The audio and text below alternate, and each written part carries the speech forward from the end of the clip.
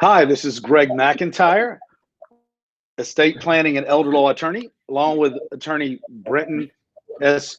Begley, also estate planning and elder law attorney. And this is today's edition of the Elder Law Report. So we're going to talk today about what is estate planning, why should you engage in estate planning, and we're going to get into a little bit of what maybe tools might be needed for you and your family to protect your hard-earned money and property. So, Brenton, what is estate planning? Yeah, so estate planning is planning for the future with regard to your assets and protecting those assets, and maybe if you want to leave behind something for the next generation. And so that's what's mostly focused on in estate planning, but that kind of misses a little bit of the other side of estate planning, and it's planning for protection for you as well and your rights, which is extremely important. So when we talk about estate planning, we talk about protection of assets, the disposition of assets after someone's death, and more importantly, protection during their life for their rights. Absolutely. I would also say that estate planning to me is peace of mind, knowing that I have everything that, like you said, protects me. I've chosen the people that will make decisions for me. I've not left it up to my family to have to go to the court system to pursue things like guardianship for me. Right. And I've also taken action to protect my hard work and my assets, my property, so that they will be there for me. It's a proactive thing. It's not being reactive. Things get done, in life much better when we plan ahead and when we don't procrastinate. So it's the opposite of procrastination. It's proactiveness, and it's saying it's the satisfaction of knowing that you have those things accomplished and that you have yourself protected, not only yourself, but also other family members. It could be your husband, it could be your wife. This could be planning for long-term care. It could be planning to help grandchildren out. It could be there's a lot of different aspects of planning. And I should say that Mr. Begley and I are both attorneys at the firm McIntyre Elder Law, where all we practice is estate planning and elder law. That's all we do. If you called our office and you had a speeding ticket, we would refer you to someone who would handle that, who does nothing but traffic and criminal work. However, when you call our office and you have an estate planning or elder law question, that's really the meat of what we do, and we practice that every day.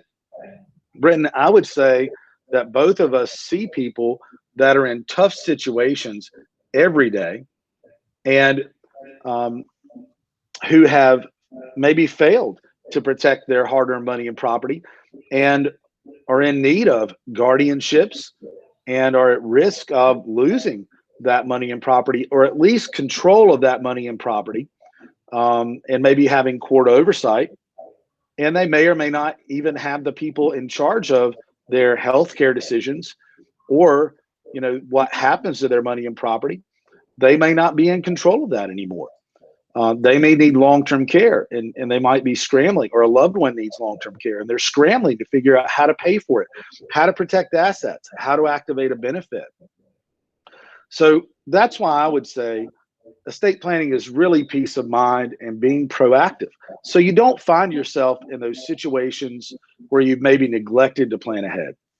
Yeah, and that does happen a lot because estate planning is not something that's on the forefront of everyone's mind. And, I hope to change that. But the deal is that a lot of people don't understand that the deck is stacked against them, and they need to plan, right? I mean, we do a bad job in this country at protecting individual rights as people age. We just do. It's very easy to get guardianship of somebody. It's very easy to lose all your hard-earned money and property because you need some type of long-term care, and it's very easy to pay a whole lot in taxes. So all of those things are things set into the system that you need to protect yourself against. And the only way to do that is estate planning. And a lot of folks think to themselves, well, I don't have an estate. And that's something I hear, a lot is, okay, what if I don't have an estate? Should I still do something? And the answer is you probably have an estate, right? An estate is not some, beautiful manicured lawn with a, 5,000 square foot house and a couple of cars and $1 million in the bank. An estate is what you own, what you work hard for. And that stuff's important. Especially even if you have a little bit, and it's not much, especially if you want to leave it behind for your kids or grandchildren or whoever else, or even if you don't want the nursing home or the government to get it. Sure, an estate could be a house that you've worked 30 years to pay off the mortgage, and paid the bank back 3 times as much as you originally borrowed. Or so, when you lump in the percentage rate and how that's calculated over time. Right. A lot of times that's people's biggest investment. It just depends on your retirement. What about the retirement? How can we look at protecting the retirement? Hey, Brenton, income tax is at an all-time low right now. And I know that our government has spent out trillions of dollars during the COVID crisis, and really every year since I can remember. One way that it's rumored that could be a place to reach to pay some of that back is the estate or death tax, which is now at a fairly high number. However, if that comes down, it could affect a lot of people. So we have tools to help you deal with these types of crises and to help you proactively take control of your life, your money, your property, and your legacy. So, Brenton, what are some ways, just starting at a foundation, we'll start at the bottom in this show and we'll build up. What are some things that people should absolutely have in place from a foundational perspective? Yeah, just to say one more thing about planning ahead is that most people, they do end up planning, right, either proactively or in a crisis mode, right, when it's almost too late or it is too late, right? And so you don't want to be in that situation. In a way to keep yourself out of that situation is to lay a solid foundation. Any good house is built on a solid foundation. And so too should your estate plan be, okay? And so by a solid foundation, we mean what we call the foundational documents, something everyone should have. And those documents are your general durable power of attorney, your healthcare power of attorney, your living will, and your last will and testament. And with those— So what's a general durable power of attorney? Yeah, so I've heard that term before, a general power of attorney, a general durable power of attorney. Yeah. What does that mean? Yeah, it's probably the most important thing out of all the documents that you could have. And you absolutely want to make sure this is in place. What it is it's a document that allows you to appoint someone to act on your behalf as if they were you for legal and financial purposes. So they're appointed. So is that what I've heard called a financial power of attorney? Yeah, it's also known as a financial power of attorney. Okay. And that's the quote unquote street name for it, but really it's a durable power of attorney. Durable means that it outlasts your incompetency, incapacity, or lapse of time. So no matter how long it's been since you executed that power of attorney, no matter your mental mindset or whether or not you're incapacitated, that power of attorney is still good to go. It's still in effect, and it's not revoked by virtue of something happened to you. And that's the time when you need it the most. So, that power of attorney, that durability of that power of attorney is extremely important. You want it to last until you revoke it or until you pass away. But the reason why it's so important, the reason why we stress this is because if you don't have someone to act on your behalf for legal and financial purposes and something were to happen to you, well, then you're stuck. And if you're stuck, then that's a really tough situation to be in, because your family then has to decide, okay, how can we protect this individual? their rights, their property, get them much needed long-term care benefits to pay for that very expensive long-term care. What's the alternative? The alternative could very well be guardianship. And guardianship, if you don't know what that is where you adjudicate someone incompetent, right? Meaning that they're stripped of their rights and someone's appointed to make decisions on their behalf for them. So that's why this power of attorney is incredibly important, because you get to get in front of that issue, go ahead and name somebody to act on your behalf so that doesn't have to happen. Because the person you want to be your guardian might not end up being your guardian, right? Could be the state. Plus, it could be, the court would have oversight, really, over what happens to your real estate and your money.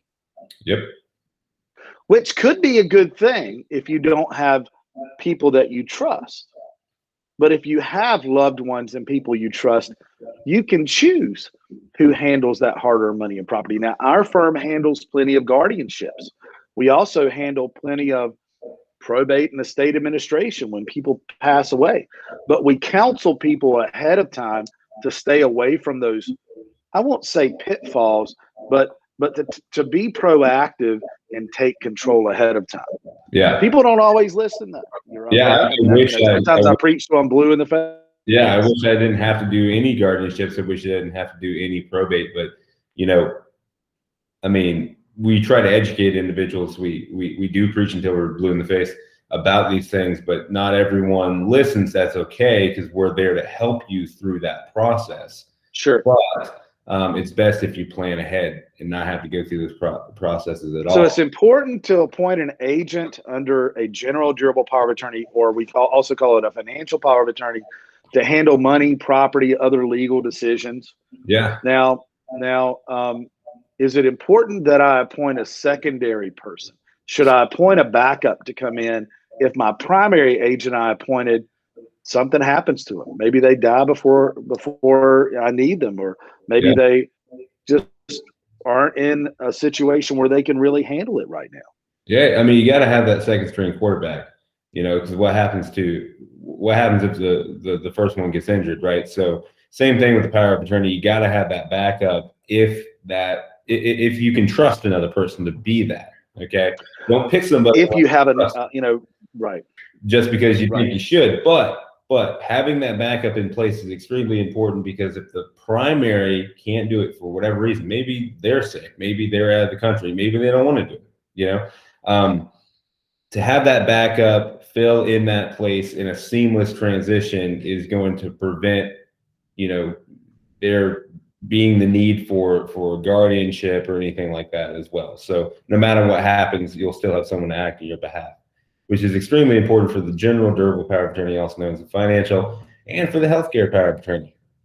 You got to have a backup there too, to help you make healthcare decisions, very important healthcare decisions. And that's going to be the person who works with the financial power of attorney. They can be the same person to make sure that you get the level of care that you need. And now I don't want someone to make my healthcare decisions for me as long as I can make them. Yeah. And that's totally fine. Your power of attorney is supposed to communicate with you and act on your wishes, right? So if you appoint a healthcare power of attorney or any power of attorney, they have to act based on your wishes. And as long as you can act for yourself, then there's no need for them to step in and make decisions for you. It's really when you. I know that ours are written in such a way that it only lets the agent act on the healthcare power of attorney if you're unable to make your own healthcare decisions, right? So that's the only time the agent can step in. But it would seem to me, Brenton, that it would be extremely important to have someone who you trusted to make your healthcare decisions for you. Right. If you are in a situation where you're incompetent, right. What happens if, or why should I appoint one person? Why not just let my family collectively make these decisions for me, for my health care, if I can't make them? Well, number one, maybe they can't make the decision because they don't have the legal authority to do so. Number two, you know, I mean, you heard the old saying, a camel is a horse created by a committee, right? And basically that saying, you know, boils down to, if you have a group of people, it's hard to make decisions. It's hard to make decisive decisions. It's hard to make efficient decisions. And what the power of attorney is all about is to make sure that efficient decisions are made, right? Efficiency is incredibly important, especially in a crisis situation. I don't want my family arguing over what decisions to make on my behalf. I want to go ahead and pick a trusted person who I know is going to do what I want, who I've communicated with beforehand, and who knows my wishes and is going to carry out those wishes no matter what my other family members may say. Absolutely. Absolutely. I don't want to be in pain, laying there, needing some procedure done, and waiting for my children to reach one decision. I mean, you know, it's hard enough to get them to agree on anything. Yeah. I don't want to suffer while they try to agree on what needs to happen to me. I want to appoint one person at a time to make those decisions for me decisively, huddle up with the family, and be that quarterback to run into place to the doctor and the staff. Well, you know, that begs the question, what about, you know, life support or, you know, staying alive artificially? You know, what can we do to make that decision beforehand? So what if I'm terminal, incurable, brain death has occurred, and that sounds like a lawyer joke. This is not a lawyer joke. Brain death has occurred, and I'm in a persistent vegetative state. Right. So there's no chance of recovery. You know, the doctor says, look, this person is beyond hope. I'm beyond hope. You know, I'm being maintained by respirators, artificial nutrition, hydration. And, you know, my body might be able to live on indefinitely that way. I may or may not be suffering. I just don't know in that situation. And my heart goes out to people who have been in that situation or whose family members have been in that situation with another family member. I know there are a lot of people out there that have been through that with a family member. So a living will, Brenton, is my voice in the room. And it's misnamed. It's really a declaration for a desire for a natural death. So if I find myself in that situation and I've created a living will, a declaration for a desire for a natural death, then it's my voice in the room when I can't speak. It tells the doctors, it tells my family, it tells my healthcare agent that it's okay to let me go in that situation. That's okay. And it gives direction. And it's not only a legal document, but it's also a practical document. So I bet it would be tough for my daughters, I hope so, to make that decision for me. This absolutely helps. That's a decision I know they would carry for the rest of their life. Yeah, but it would be made much easier if they knew they were doing what Dad wanted. Exactly. It's a hard decision to make. And so it takes a long time to make it a lot of times. And the longer you're on some type of life support, you know, that type of care, you're racking up medical bills. And maybe those are medical bills you can pay for, maybe not. And, you know, if you go through, you know, that sort of care and you rack up medical bills, you know, your spouse can inherit those in North Carolina. Right, so it's called the doctrine of necessary. Spouse inherits through the doctrine of necessaries. That's true. Yeah, or if you don't have a spouse, it can be applied against your probate estate, and those medical bills could be could suck up a lot of that, you know, value of that probate estate before it ever gets to your loved ones. So that's an important consideration too with the living will, is that it does protect your other family members from, number one, having to make a hard decision, and number two, possible, you know, future unneeded debt. Sure. And so, and I mentioned probate estate, you know, that brings us to the will that we all know and love, the last will and testament. So the fourth and final foundational document, right? the last will and testament. And we preach about avoiding probate, but what debate is it still important to have in today's, nowadays? Sure. You broke up there for a second, but I think you asked me, why is a will still important to have? Right? Yeah.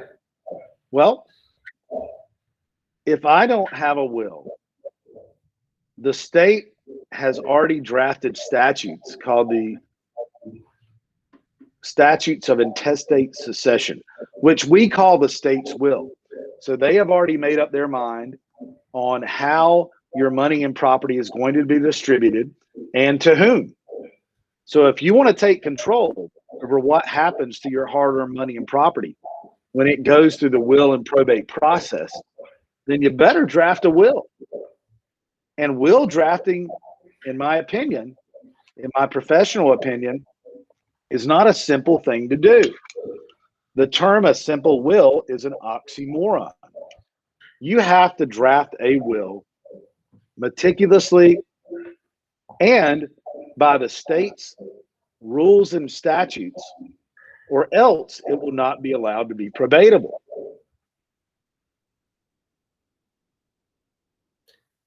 That's right. And, that's an incredible, observation that the simple will is an oxymoron. I've heard it, simple will, complicated estate, right? So it's a complicated process if you have a simple will because it leaves so much to be interpreted. And really, what they say is the will is law. And the clerks will tell you that down at the probate office at the courthouse, that the will is law. And the reason why that statement is so important is because they look to the will first for guidance before they look at anything else. So you want a comprehensive will that covers anything and everything that could be anticipated in the probate process.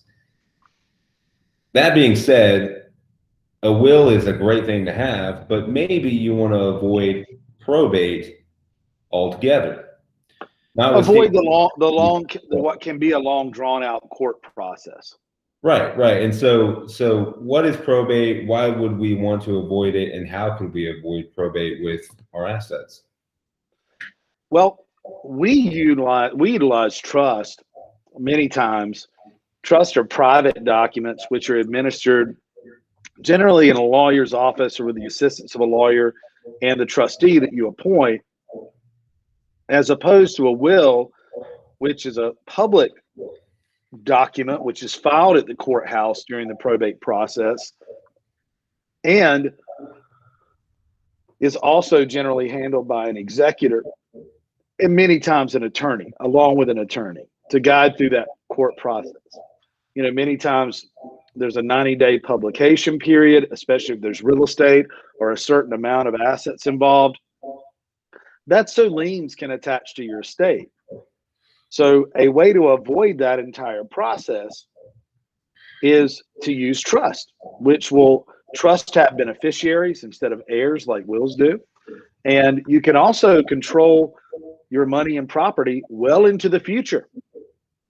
So you can make sure the grandkids go to college, or you can make sure that a beach house is available for the family indefinitely, or a farm is kept as a farm.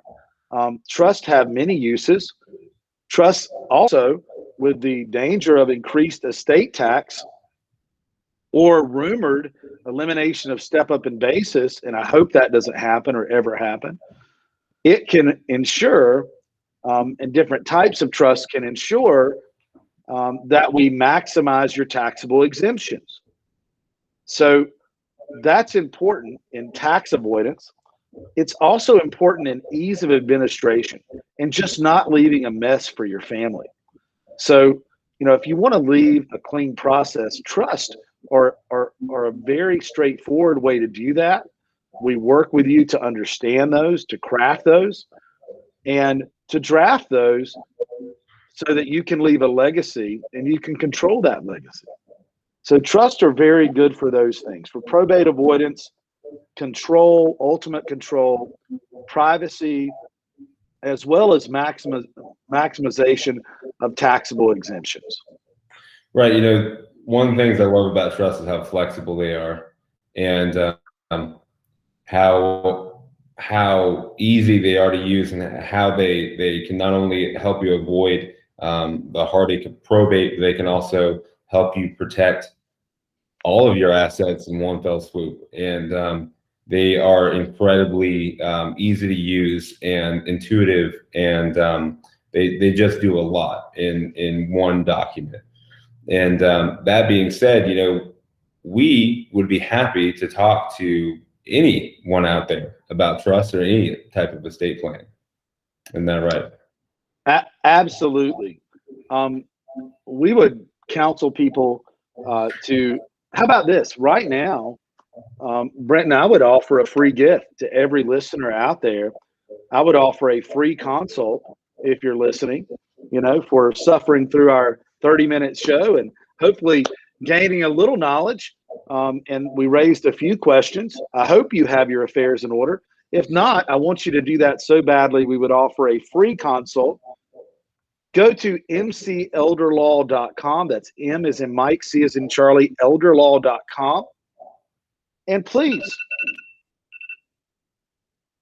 call one of our several locations in your area.